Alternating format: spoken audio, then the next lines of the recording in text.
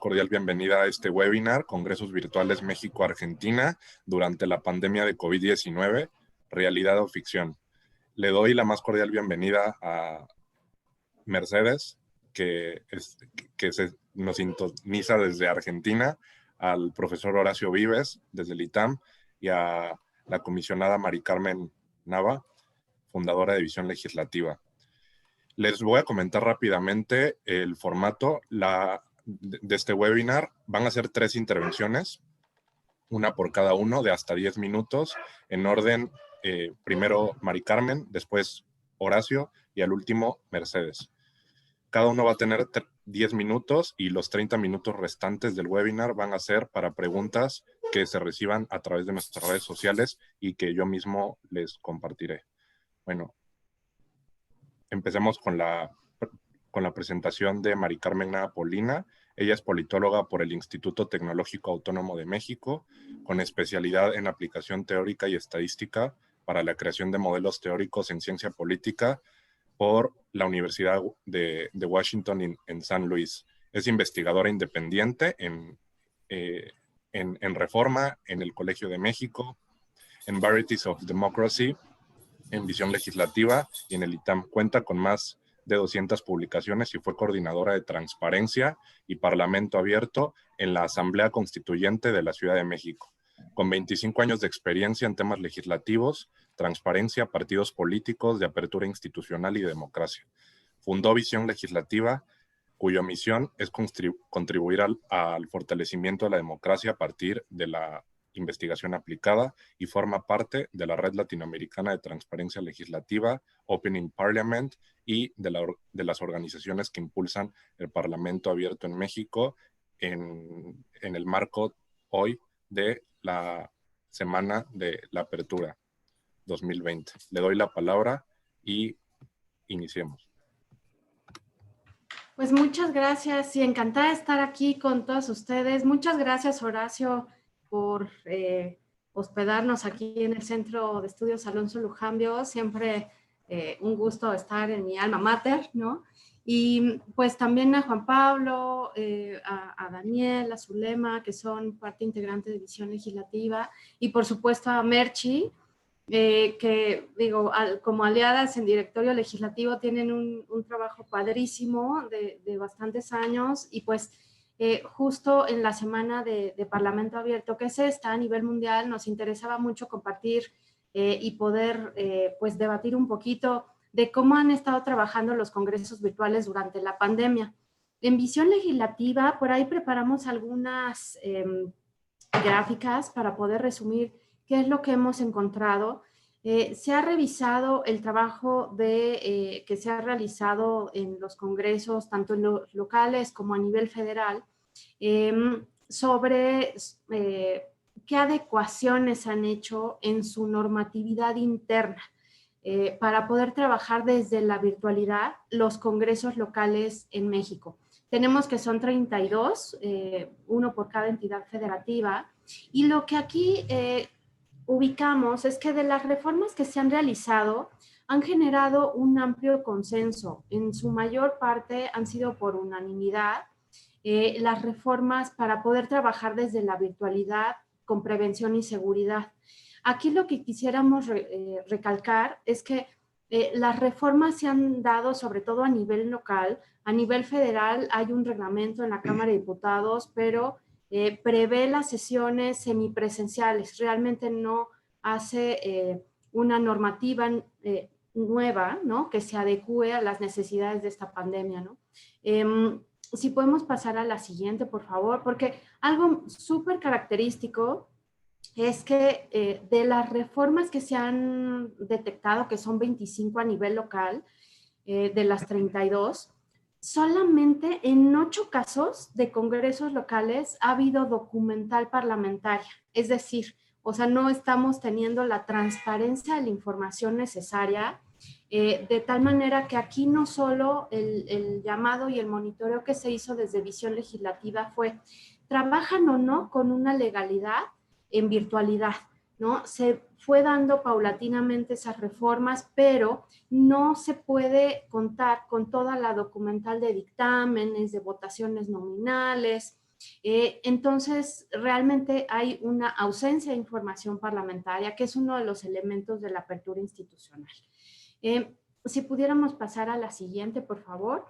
Otra de las cosas que hemos detectado es que también se han dado distintos comportamientos, incluso fuera de la constitución local.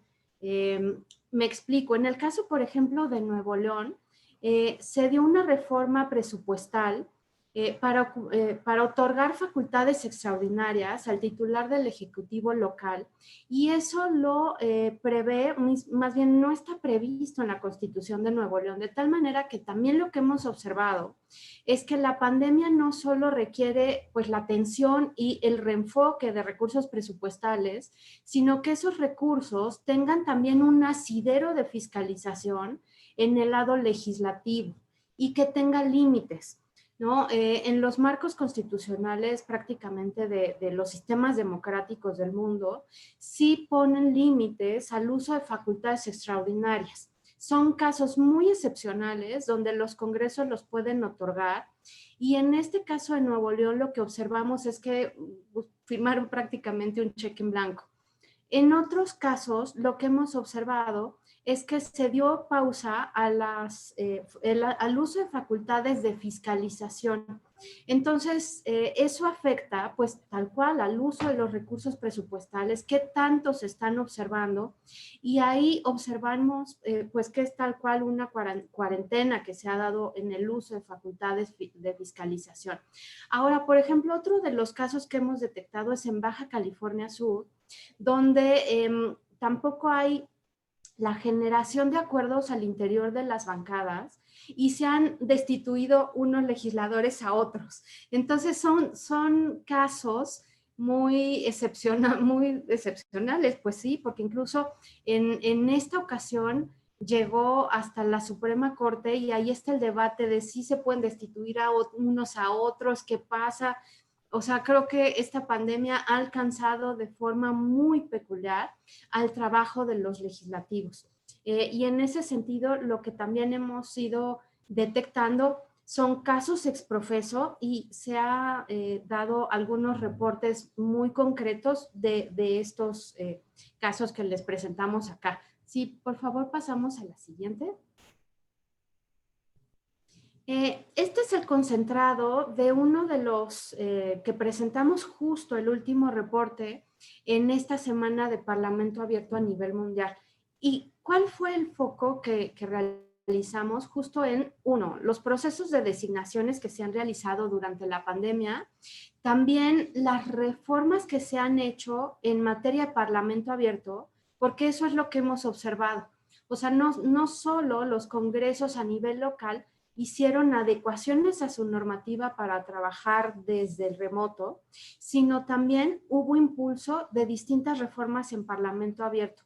Detectamos, por ejemplo, 6 congresos locales en ese caso. Hubo otros 5 congresos que realizaron adecuaciones en materia de transparencia.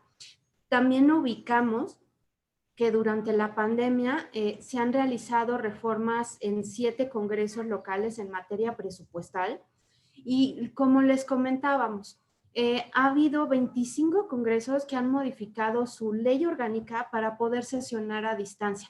Aquí incluso detectamos 2 buenas prácticas en el caso de Guanajuato y Ciudad de México, que tienen su propio reglamento para poder trabajar en virtualidad.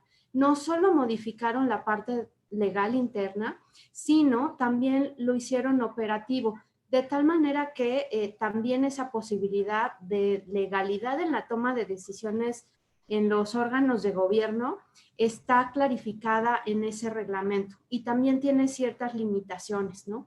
En el caso, por ejemplo, del Congreso Federal y del Senado, en Cámara de Diputados, se ubicaron cierto tipo de reformas que salieron adelante, 36 en la Cámara Baja y 9 en el caso del Senado, ¿no? Y me parece que la siguiente lámina sería la última, que también lo que nos interesa muchísimo de este seguimiento, del monitoreo de congresos virtuales, es que podamos tener elementos para exigir parámetros democráticos, de Estado de Derecho, del cumplimiento de estándares de apertura en los distintos congresos del país.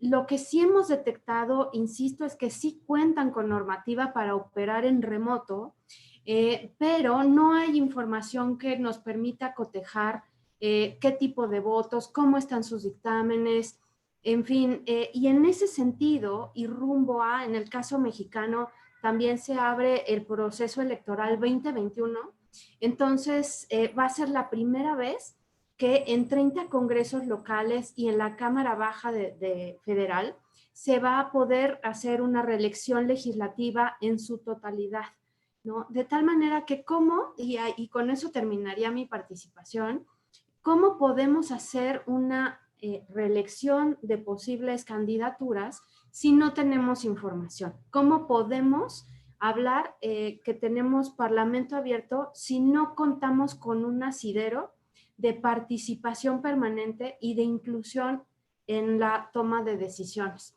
De tal manera que, pues ahí, para nosotros desde Visión Legislativa es bien importante poder acercar esta información al uso de todas y de todos, porque hay muchas interrogantes, hay distintas huecos en esta pandemia de funcionamiento y lo que hemos detectado también a nivel federal, lamentablemente incluso ha sido pérdidas de vidas del último senador hace algunos días.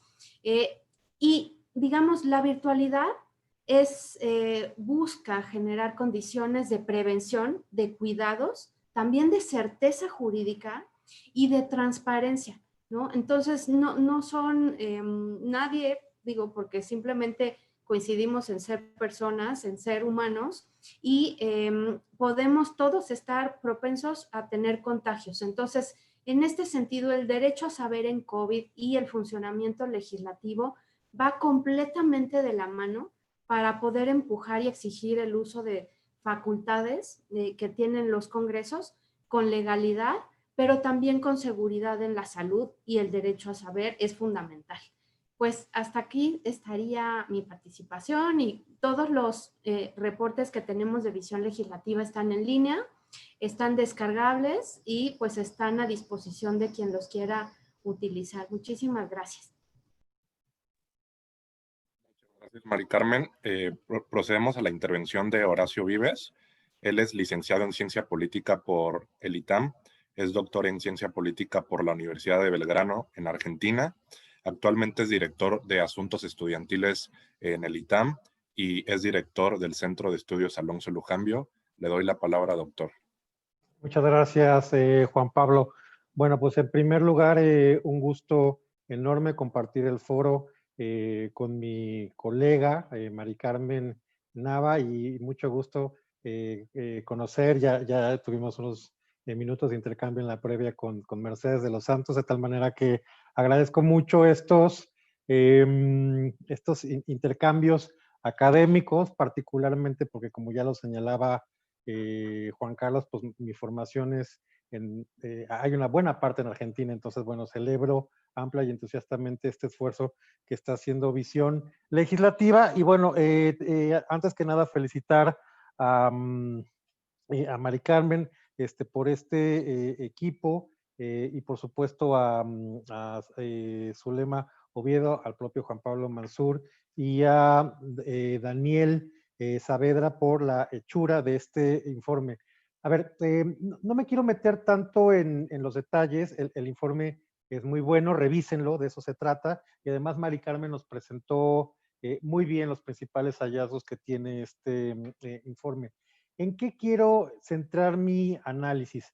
Bueno, en primer lugar, en cuestiones que me parecen muy relevantes. De entrada, pues felicitar este esfuerzo que hacen, porque, bueno, Mari Carmen, que ha sido una investigadora incansable en términos de congresos, sabe la dificultad que es conseguir pues absolutamente todo. Evidentemente hay avances, no los vamos a poner en tela de juicio ni mucho menos, pero digamos, esta idea de que el Congreso como la Cámara Pública ha sido muy esquiva en términos de no solamente rastrear iniciativas, votaciones, sino en prácticamente ver lo que se hace en la cocina, ¿no? Que esta es como una parte fundamental en términos de la información y de los derechos, de tal manera que creo fundamental esta tarea que están haciendo en Visión Legislativa, que es verdaderamente de minería, ¿no?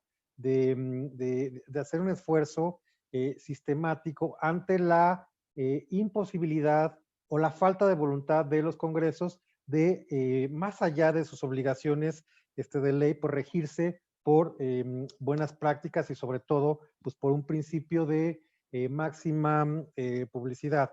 ¿Qué es lo que me parece central de este reporte? Pues entrada a la periodicidad. Ustedes están analizando los hallazgos en las 34 asambleas legislativas, los 32 congresos locales y las 2 cámaras del Congreso de la Unión, en el periodo de abril-octubre. Y por supuesto, es un periodo político muy complejo y muy delicado, por las razones que todo el mundo conocemos. La llegada de la pandemia, que de alguna manera obligó a que toda actividad presencial pública se tuviera que suspender. Pero lo que dijo Mari Carmen es absolutamente central.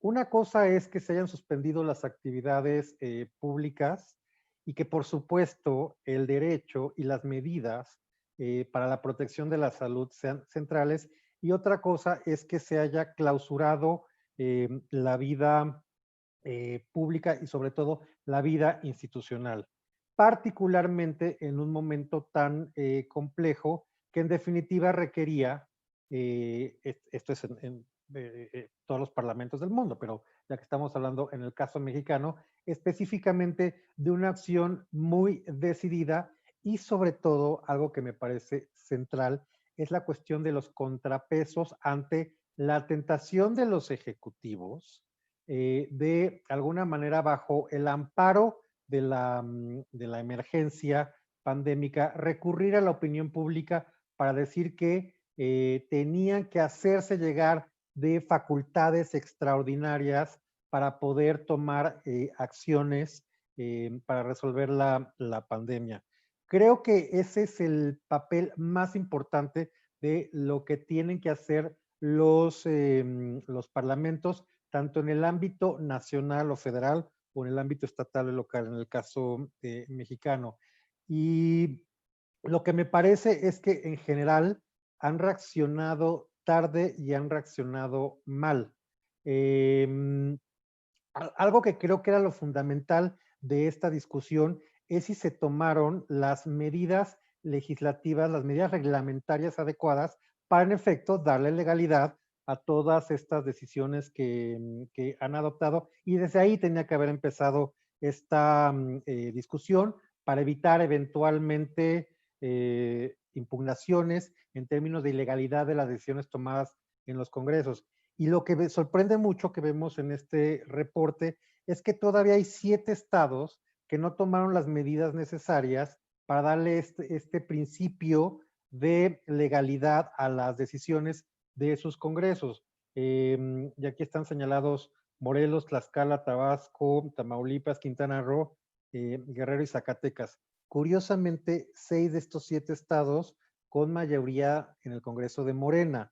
Digamos, ahí era prácticamente una cuestión de, digamos, como de voluntad política y sobre todo ver qué estaban haciendo tus pares. Digamos, no era una cosa tan compleja de poder llevar, de tomar esa decisión y de llevarla a cabo. Entonces, nada más para dejar esta primera intervención y temas para la discusión y para la provocación. Creo que los congresos tenían que haber tomado una actitud mucho más proactiva en términos de cooperar, pero también limitar algunos de los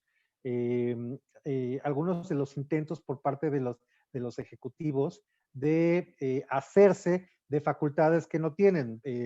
Mercedes nos podrá comentar algo que no existe en México, que son estos famosos decretos de necesidad y urgencia que tienen, digamos, como toda una larga historia en el derecho constitucional argentino, pero nosotros no tenemos eso, y a pesar, o tal vez por la ausencia de de este mecanismo, que hubiera sido un mecanismo constitucional, legislativo adecuado para hacer frente a los temas de pandemia, pues en México no tenemos esa figura.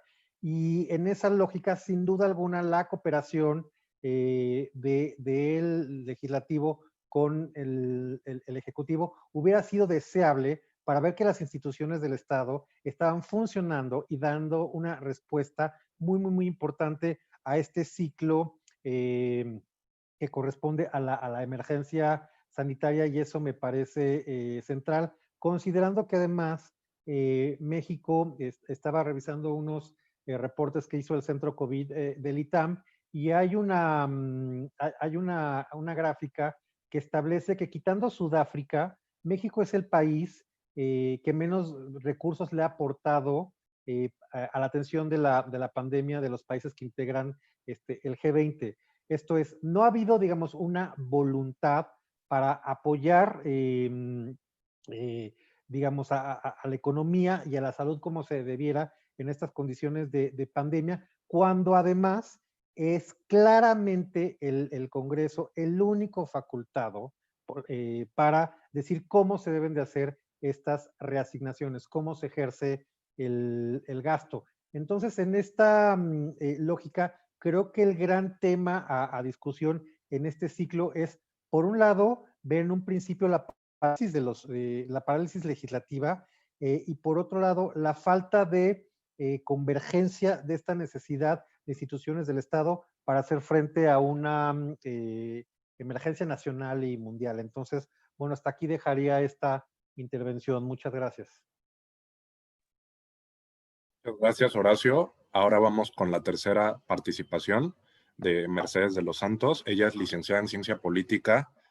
Tenemos tres politólogas en esta mesa por la Universidad de Buenos Aires, con 3 años de experiencia en sociedad civil y 5 años en gestión de proyectos dentro del sector público. Ella trabaja coordinando, diseñando y evaluando proyectos sobre transparencia, gobierno abierto, participación ciudadana y acceso a la información pública. En los últimos años ha asumido el rol de directora en el área de ciudadanía e instituciones de gobierno de la Fundación Directorio Legislativo en Argentina, su país. Te doy la palabra, Mercedes. Hola, ¿qué tal? Bueno, buenos días por allá, buenas tardes por acá en Argentina. Primero que nada, agradezco muchísimo la invitación a los colegas y amigos de Visión Legislativa, que ya somos los sospechosos de siempre, trabajando en temas de transparencia y apertura legislativa. Horacio, también, un placer compartir el panel con vos, y bueno, quienes estén escuchando a la conversación, estoy muy contenta de estar en este espacio. Yo voy a hablar un poco del caso de qué fue lo que pasó en Argentina, pero quiero también retomar algunas ideas centrales que dijeron mis compañeros antes en el panel. La primera tiene que ver con que la emergencia y el contexto puso sobre la mesa problemas que el Poder Legislativo, sobre todo en América Latina, viene trayendo desde hace mucho tiempo, que tiene que ver con, por un lado, la poca transparencia que hay en el proceso de toma de decisiones. Por otro, los pocos canales que existen para que la ciudadanía pueda participar del proceso y de lo que se trabaja dentro del Poder Legislativo. Y por último, el tema de la falta de modernización parlamentaria y la falta de canales efectivos para legislar, para trabajar y para controlar. Horacio decía algo que me pareció súper interesante, que es que no hay que olvidarnos de que la función de los congresos, de los parlamentos o poderes legislativos, no es solamente legislar, sino también es controlar y representar. Entonces, cuando no hay transparencia en el proceso de toma de decisiones, cuando no hay mecanismos ágiles que puedan controlar las decisiones que toman los ejecutivos, tanto la función de representar como la función de controlar no están cumplidas. El contexto de la pandemia un poco lo que logró o lo que visibilizó es este problema que venimos heredando hace mucho tiempo todos los países de América Latina y de varias regiones del mundo. Por un lado, la pandemia requería de respuestas rápidas y eficaces porque justamente era algo que era impensado, que sucedió y que teníamos que responder para cuidar a los ciudadanos de todos nuestros países. Algo que los poderes legislativos no están tan acostumbrados a hacer. Digo, no hay respuestas rápidas y eficaces de parte de los legislativos para las coyunturas. Esto responde un poco a la naturaleza del poder legislativo, a diferencia del ejecutivo. La naturaleza de los poderes legislativos son cuerpos colegiados, diferentes fuerzas políticas, requieren de más tiempo para tomar las decisiones. El tema es que muchos de nuestros países se agarraron de eso para mantener por lo menos por 2 meses inactividad dentro del Congreso. Eso fue lo que pasó en Argentina, que más o menos tardaron 2 meses en tomar la decisión sobre cuál era el mecanismo que iban a elegir para poder consensuar la agenda legislativa, para poder representar y para poder controlar las decisiones de los ejecutivos.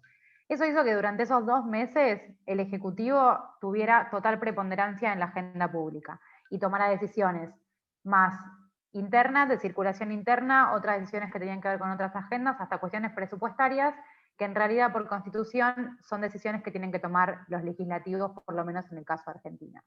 Pero ante una situación de inactividad del Congreso, el Poder Ejecutivo tuvo que tomar esa agenda y decidirlo. ¿Qué pasa con eso cuando sucede? Es que existe menos transparencia en el proceso de esa toma de decisiones, porque la toma solamente el Ejecutivo, algunos ejecutivos con un consejo asesor muy chico, de quizás infectólogos, como en el caso de Argentina, o algunos otros de sus equipos técnicos, pero no hay un control de parte de otras fuerzas políticas de esa toma de decisiones, además de que la ciudadanía prácticamente no se entera de las cosas que están sucediendo.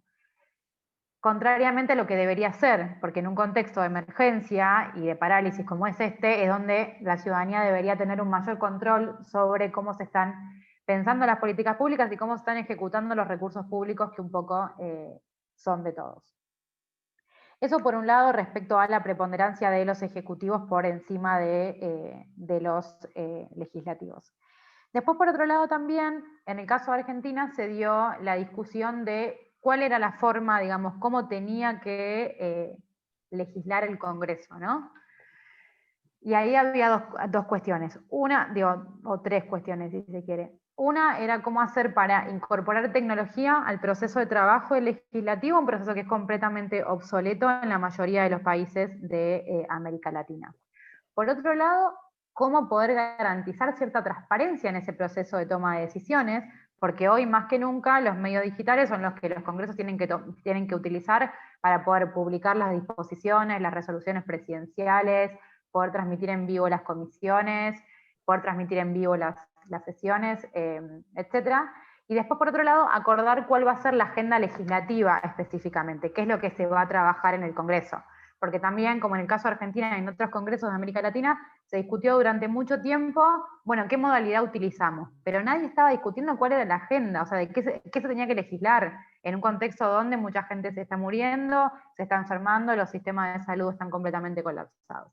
Entonces creo que esos 3 puntos son los que terminaron como haciendo el contexto que hoy tenemos en Argentina y en muchos países de la región. Como comentaba, durante 2 meses el Congreso estuvo cerrado, hubo varias discusiones sobre cuál era la modalidad que tenían que trabajar y finalmente se decide en mayo que iban a trabajar de manera presencial y remota, ambas cosas. Iban a estar presenciales aquellos legisladores que se encontrasen en la ciudad de Buenos Aires y podían conectarse de manera remota los que estuvieran fuera de la ciudad. ¿Qué pasaba con eso? Tenían que asesorarse con expertos para poder tener cierta seguridad informática, porque un sistema normal como Zoom puede ser tranquilamente violado y la identidad del legislador puede ser pasada por otro, digamos, o otra persona puede hacerse pasar por un legislador y a la hora de tener un voto o tener discusiones es sumamente relevante. Así que bueno, en el caso de Argentina lograron hacer acuerdos con ciertas empresas de tecnología y utilizaron un sistema de software y una contraseña de VPN, que es como un sistema interno informático en el Congreso de la región, para que se pudiesen, a partir de datos biométricos, identificar a los legisladores para las sesiones. Todo funcionó muy lindo hasta que no hubo acuerdo sobre los temas que legislar. Y por eso decía que no solamente se trata de una situación de qué forma vamos a usar para legislar, sino también qué vamos a legislar o qué vamos a trabajar dentro del Congreso. Cuando el oficialismo plantea discutir en el Congreso la reforma judicial, la oposición termina diciendo el protocolo que teníamos de funcionamiento está vencido, no podemos trabajar de esta manera, nosotros requerimos ir presencialmente a la sesión, el oficialismo diciendo presencialmente no pueden venir porque ya habíamos acordado, bueno, una cosa, una opinión, otra opinión, finalmente lo que termina pasando es lo que nosotros acá llamamos a veces los procesos de judicialización de la política, que es que no se pueden poner de acuerdo, no terminan discutiendo lo que tienen que discutirse dentro de los ámbitos políticos y se termina llegando a la justicia para que termine de definir cómo es el proceso que tienen que seguir y trabajar. La justicia finalmente decide no intervenir porque cree que es un caso que tiene que resolverse dentro del ámbito político, como creemos nosotros también de directorio legislativo. Los legisladores tienen que poder ponerse de acuerdo para trabajar y para legislar sobre qué quieren hacer, y finalmente termina aprobándose un nuevo protocolo de funcionamiento dentro de la Cámara de Diputados, en la que la oposición logra incluir un artículo en el que dice que se van a seguir sesionando de manera virtual y remota, o sea, sesiones mixtas, en la Cámara de Diputados, siempre y cuando la oposición esté de acuerdo en la agenda temática que se quiere trabajar y legislar. Así que por el momento estamos en esa situación. Pero un caso que me parece relevante es, cuando hablábamos hoy, cuando decía al principio Horacio de la importancia de que los legisladores, de que puedan en estos momentos como dejar sus diferencias de lado y poder discutir, es que en el caso de Argentina lograron como una incapacidad para llegar a ese acuerdo y tuvieron que recurrir a la justicia, cosa que nosotros, por lo menos de directorio legislativo, lo vemos como algo que no es necesario. Digo, se puede trabajar dentro del ámbito del Congreso, se puede discutir, simplemente es cuestión de definir cuáles son los temas prioritarios para el país, lo que necesita hoy, básicamente. Lo mismo pasó en el caso del Senado, cuando comienzan a pensar en cómo va a ser la forma de sesionar, la presidenta del Senado le pide a la Corte que se expida sobre la legalidad de las sesiones remotas, para evitar que posteriormente algún legislador de la oposición diga que lo aprobado es ilegal porque se hizo bajo la modalidad remota. Sin embargo, la Corte otra vez responde diciendo no es de mi competencia, esto tienen que definirlo dentro del ámbito político del Congreso. Hoy estamos en esta situación, tanto la Cámara de Diputados como la Cámara de Senadores están sesionando de manera presencial y de manera remota. Más o menos está funcionando. Lo que sigue sin funcionar es el proceso de transparencia de esas decisiones que se están tomando. Si bien algunas comisiones comenzaron a transmitirse de manera virtual, o sea, por el canal de YouTube, no todas lo hacen de la misma manera y no todo lo que se trabaja dentro de las comisiones y las sesiones está disponible en el momento que tiene que estar disponible. ¿Por qué esto es importante? Porque si efectivamente queremos promover la participación ciudadana, un texto de un proyecto no puede estar publicado una vez que ya se discutió. Debería estar antes, para que justamente quien quiera participar de ese proceso de toma de decisiones pueda hacerlo con el material que necesita para hacerlo. Por otro lado también, algo que mencionaba al principio Mari Carmen, en Argentina, cuando se declara el aislamiento social preventivo y obligatorio, se suspenden los plazos administrativos de la opinión pública. El Congreso toma esta suspensión de plazos administrativos y suspende básicamente el derecho del acceso a la información pública. Hoy por hoy, tanto la Cámara de Diputados como de Senadores, si bien algunos pedidos son respondidos, siempre en su respuesta dicen que están suspendidos los plazos administrativos y que no pueden responder a un pedido de acceso a la información. Eso es sumamente grave, sobre todo después de 8 meses de pandemia, donde ya está, el estado de excepción no es, sino que es más bien una normalidad, y donde muchas personas efectivamente necesitan tener garantizado el derecho universal del acceso a la información pública, porque si yo quiero saber, por ejemplo, cómo se está gastando, cómo son las compras públicas o cómo se gastan ciertos recursos dentro del Congreso, el gobierno del Estado, el Congreso, debería garantizarme esa respuesta. A diferencia de lo que pasó con el Poder Legislativo, el Poder Ejecutivo y su Agencia de Acceso a la Información Pública, que es el órgano garante de la ley, aprobó una resolución en la que decía que a pesar de estar suspendidos los plazos administrativos del Estado por la pandemia, igual debía garantizarse el derecho de acceso a la información pública. Así todo, el Congreso entendió que la agencia del Ejecutivo es del Ejecutivo, no del Legislativo, entonces siguen suspendidos los plazos para el acceso a la información pública. Por último, una de las cosas que me gustaría resaltar como positivo, porque parece que vengo diciendo todo negativo de los poderes legislativos, es que en el caso de Argentina se está avanzando en un plan de parlamento abierto de la Cámara de Diputados. Esto hace mucho tiempo que lo venimos pidiendo desde las organizaciones de la sociedad civil.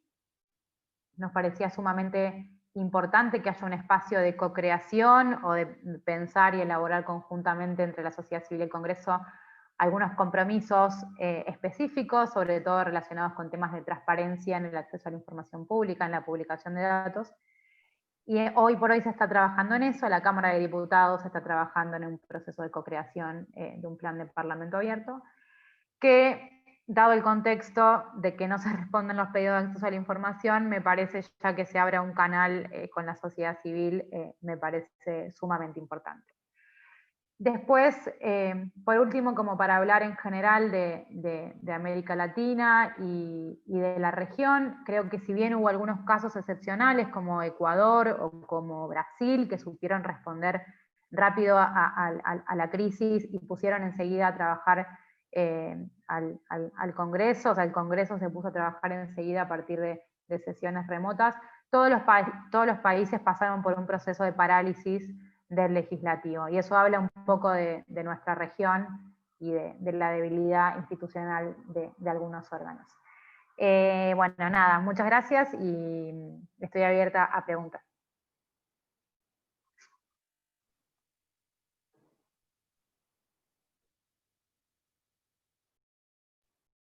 Perfecto, muchas gracias, Mercedes. Le vamos previamente a la sesión de preguntas.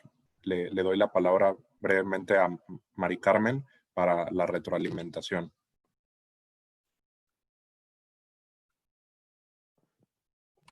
Sí, muchas gracias, Juan Pablo. Me gustaría comentar, bueno, la verdad es que todo, porque justo el contraste de México-Argentina es súper relevante y creo que es la riqueza justo de esta mesa. Y me gustaría comentar varias cosas. Uno, respecto a la suspensión de plazos que también se vio en el caso de Ciudad de México, perdón, de México. Hasta ahora, de los 33 garantes del país, en materia de transparencia, hay 5 que están suspendidos, ¿no? Pero realmente al inicio de la pandemia era prácticamente todos, ¿no? Entonces, y ahora con esta segunda ola de contagios se viene también el regreso de quienes ya estaban activos, vuelven a suspender, caso Chihuahua, caso Durango, ¿no? Por ejemplo, a nivel local. Entonces, es un hecho que sí se tiene ese problema de poner en pausa el derecho a saber. Y en ese sentido, también lo que hicimos el mapeo en el penúltimo reporte de visión fue que se realizan solicitudes a los 34 legislaturas de México y resulta que sobre contagios en legisladores y de las personas que son estructura de los congresos. Y solamente en 2 nos respondieron, o sea, en 2 de 34, ¿no? Y aquí se abre toda una gama que incluso nosotras ya se están presentando distintos recursos de revisión porque algunos clasificaron como una información confidencial, otros ni siquiera respondieron. En fin, hay una diversidad en la forma de responder sobre contagios. Esto se obtuvo se dio a conocer hace cosa de un mes, antes de que empezara justo el boom de contagios en las 2 cámaras federales, ¿no? Entonces, sí es un hecho que el derecho a saber es indispensable y no se puede quedar a la saga ni siquiera durante la pandemia. Y por otro lado, también sobre lo que comentaba Horacio del uso de recursos y de la reasignación no solo para reactivar económicamente las situaciones de los distintos países, sino también en el caso particular mexicano, ha habido subejercicios en el sector salud, no solo de los años previos, sino incluso de este 2020, durante la pandemia. Entonces, estamos ante una coyuntura no solo de otorguemos más recursos, sino cómo se están utilizando los recursos que ya estaban. ¿Hay o no rendición de cuentas? ¿Hay o no fiscalización? ¿Hay o no efectividad en que los recursos se alleguen a las personas que realmente lo necesitan?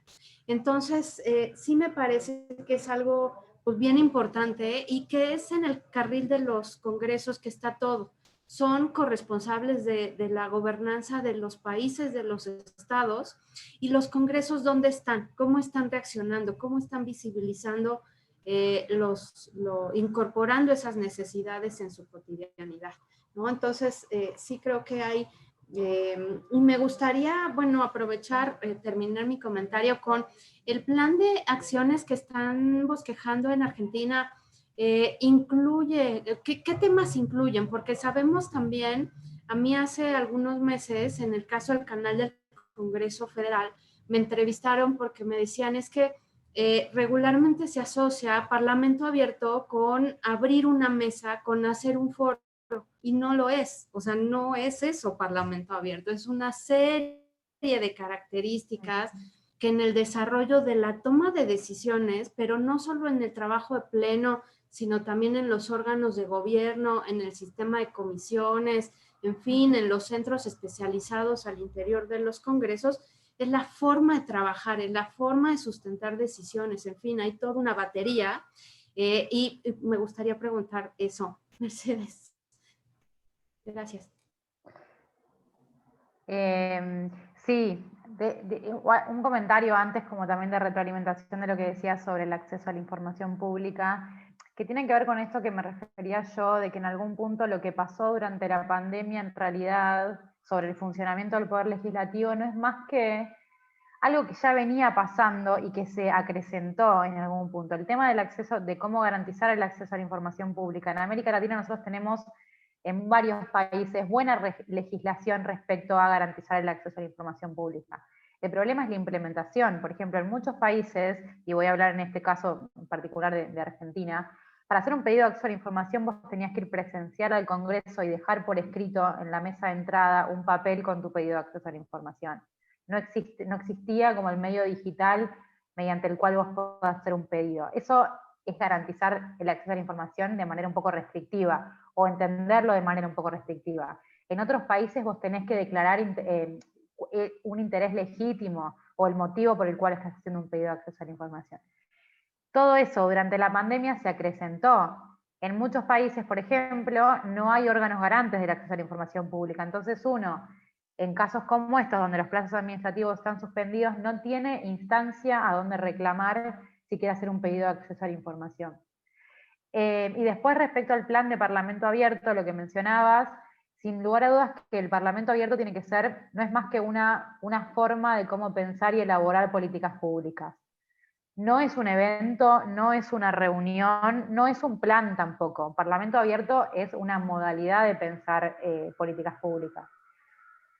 En el caso de Argentina, entendemos que lo está haciendo porque están abriendo un espacio de participación donde la sociedad civil puede como expresar cuáles son sus ideas o qué es lo que quiere. En el caso mexicano, y yo no sé si voy a meter un poco la pata a lo que voy a decir, pero hay mucho discurso sobre Parlamento Abierto, y en realidad no hay Parlamento Abierto, porque hay poca sociedad civil que está participando de los procesos de co-creación.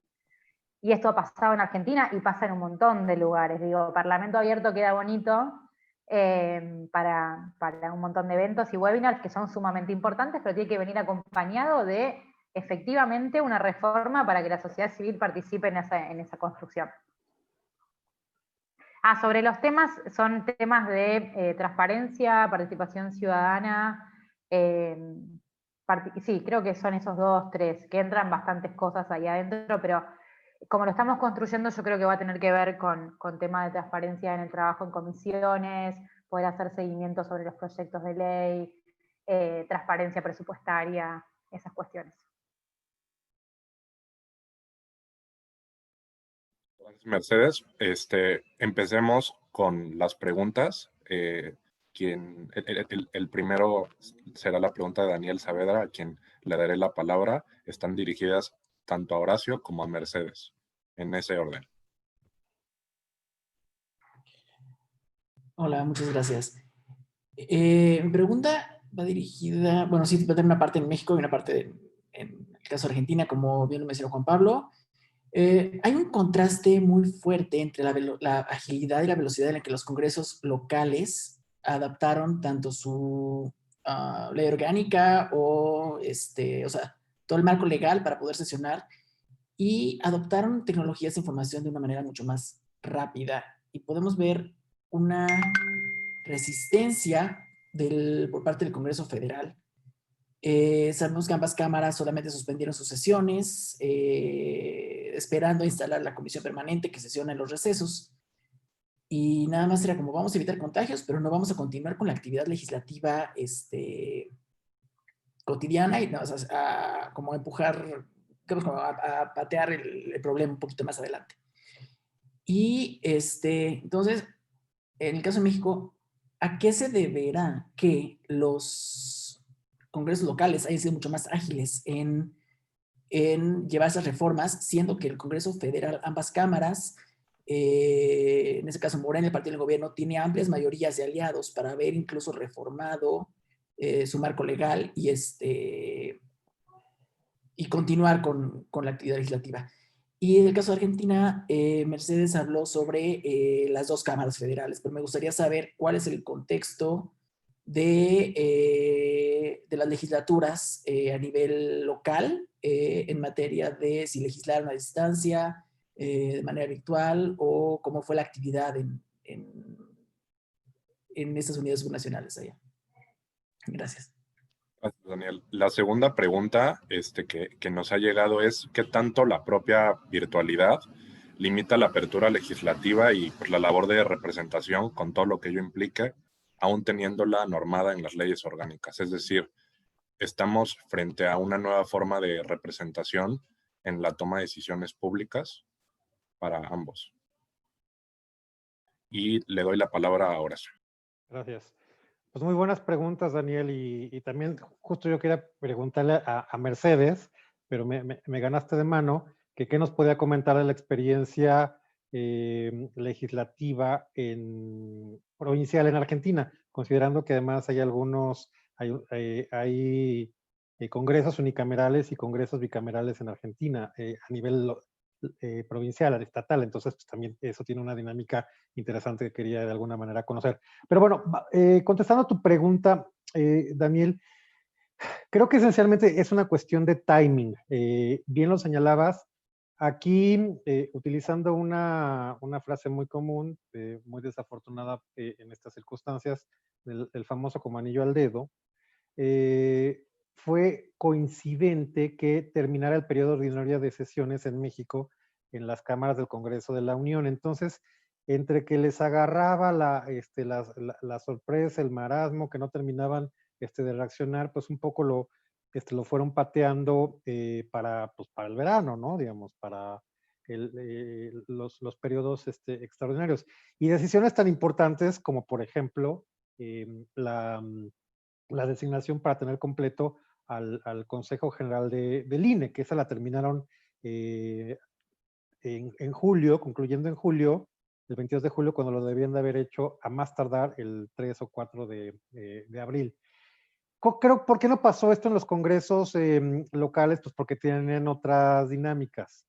Pues obviamente no tenían necesariamente la presión del timing de del Congreso Federal. Y también hay que tomar en cuenta una cuestión que aquí es meramente de agenda política, no de agenda legislativa.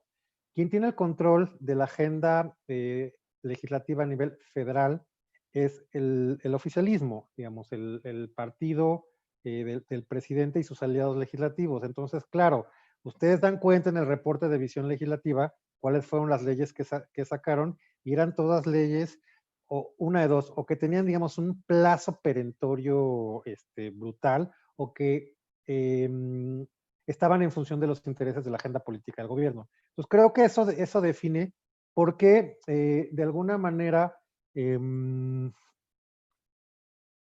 digamos, cuando les convino, no se activaron o no reaccionaron, no tuvieron estos reflejos que deberían de haber tenido en un principio, pero ya cuando se trataba de temas que fueran prioritarios para el gobierno, pues ahí sí ya, como fuera, y creo que pues lo vimos todos, y esto lo señaló muy bien Mari Carmen. Lo que ocurrió en la sesión del Senado que terminó de matar a los fondos y fideicomisos, pues fue prácticamente pues una de las cosas más irresponsables que hemos visto, porque lo que sabemos al día de hoy es que había senadores con diagnóstico de COVID confirmado en periodo de contagio que asistieron a la sesión, una sesión que fue validada por las autoridades sanitarias, y te podrán decir, bueno, pues es que yo dije que era para 60, no para 120, entre los senadores que fueron y el personal de servicios parlamentarios que asistió a la sesión de Xicoteca, lo que sea. El asunto es que hubo irresponsabilidad y negligencia al más alto nivel, ya que tenemos una persona, un senador que falleció, y además los contagios que se han desatado a raíz de presuntamente de esa, podemos llamarlo desafortunadamente parlamento COVID, ¿no? Digamos, una sesión legislativa que dio lugar, así como hablamos de fiestas COVID o de reuniones de ese tipo, pues fue una sesión de parlamento COVID que de alguna manera desató algunos contagios. Entonces, cuando se trata de temas que tienen como cierto interés dentro de la agenda política, pues ahí sí le metemos todo el acelerador, y cuando no, pues estamos atrapados aquí en esta falta de reflejos, en esta situación inédita, no sabemos cómo hacerlo. Y concluyo con algo que señalaba Juan Pablo en la segunda pregunta. A ver, sí, insisto, el hecho de que se tengan que tomar medidas para proteger la salud y para y ya no digamos el funcionamiento económico, no quita que se deba de cumplir con todo lo demás, que son pues este modelo de agente representante en el cual pues las personas que desempeñan funciones administrativas o de gobierno y legislativas tienen que cumplir con el mandato de sus electores o de la población a la cual representan. Entonces, sin duda alguna, no caigamos en ese falso discurso, porque la emergencia no sustituye bajo ninguna circunstancia que, digamos, el buen funcionamiento de las instituciones se tenga que parar por ello. Mercedes, adelante. Dale. Bueno, a ver, sobre las legislaturas provinciales, ¿qué es lo que pasó en Argentina? Algo que no dije, los felicito por el reporte que armaron desde Visión sobre los contextos locales, sumamente importante. En el caso de Argentina, un poco pasó lo mismo que el Congreso, pero quizás a mayor escala. La legislatura de Mendoza como la de Córdoba, dos provincias argentinas, fueron las que tomaron la delantera a la hora de definir cómo funcionar en este contexto. Ambas habilitaron la posibilidad de sesiones y reuniones de comisión de manera remota. Otras, como el caso del Senado de la provincia de Buenos Aires, Salta y algunas otras legislaturas, tardaron bastante más en definir cuál iba a ser el proceso de funcionamiento, sobre todo porque, creo que lo mencionaba al principio Mari Carmen, en muchos casos había una necesidad de reformar el reglamento, cosa que en el Congreso Nacional también pasó. El reglamento de tanto la Cámara de Diputados como la de Senadores establece que las reuniones deben ser presenciales. Entonces, para hacer una modificación del reglamento se requiere que se reúna la comisión que tiene la facultad de modificar el reglamento, pero a su vez tampoco se puede reunir porque no puede ir presencialmente al Congreso. Bueno, nada, estas cosas que nos pasan a nosotros de ser presos de nuestras propias palabras y de tener reglamentos de antaño y no modernizar los procesos de trabajo, ni la reglamentación. En el caso de provincias como por ejemplo la de Buenos Aires y la de Salta, requirió que se modifique el reglamento, entonces tardaron bastante más en comenzar sus actividades.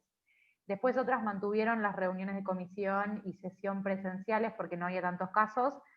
Hoy ya la verdad que los casos lamentablemente están alrededor de todo el país. Pero algo que me parece importante para destacar en el caso federal es que, por lo menos en Argentina, el problema que pasa en las provincias es que hay nula información sobre el trabajo de las legislaturas provinciales. Nada, pero absolutamente nada. Nosotros hace muy poquito hicimos un relevamiento que después se los puedo compartir en el chat para que lo compartan. Y ni siquiera hay información sobre los propios diputados y senadores de las cámaras. No hay información sobre el sueldo de un legislador. Para conseguir un proyecto del que se está discutiendo, tenés que conocer a alguien para que te lo pase y probablemente esté en una oficina y no esté digitalizado. Bueno, digo, es como que se da este proceso de retraso en términos de transparencia, se da mucho más en las provincias. Y además porque muchas provincias no están adheridas a la Ley Nacional de Acceso a la Información Pública.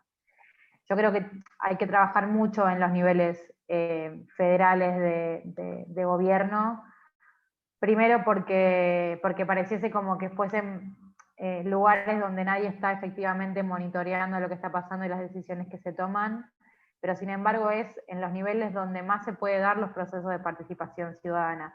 Entonces, producto de la cercanía y de que en términos de tamaño es mucho más posible que se dé una democracia más directa que a nivel nacional.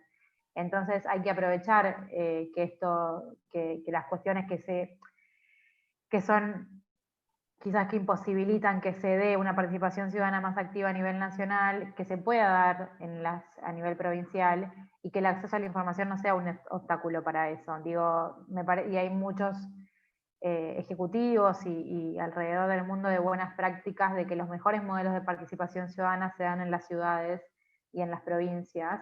Entonces los legislativos ahí también deberían poder tomar la delantera y no cerrar su proceso de decisiones a solamente unos pocos, sino que se abra efectivamente, porque hay mucha más vinculación entre la demanda del ciudadano y lo que la legislatura legisla, y además una posibilidad de cercanía y de conocimiento entre representantes y representados que no se da a nivel nacional, y que creo que es importante que se genere.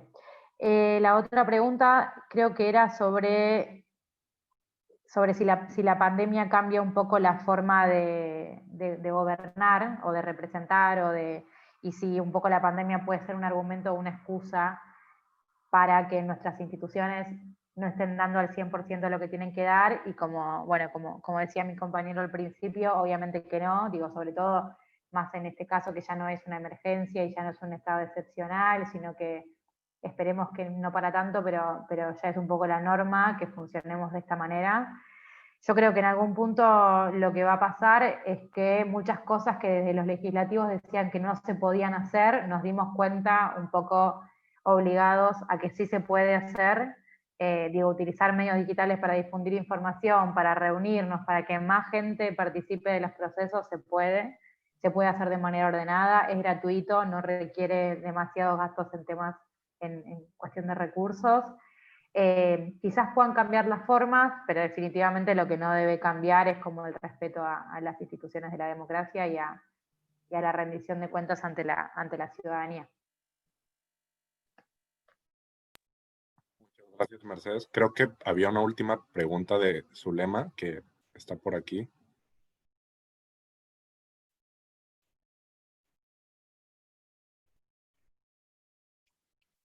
Ay, buenas tardes, ¿cómo están? Mucho gusto.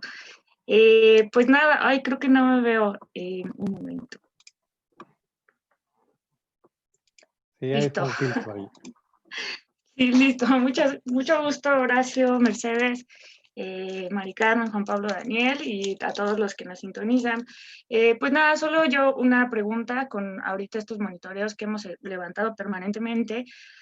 Me ha surgido, ¿no? O sea, en caso de una emergencia como esta que estamos pasando, como la de COVID, pero quizás pueda haber un sismo, ¿no? Que puede ser fatal, o un huracán.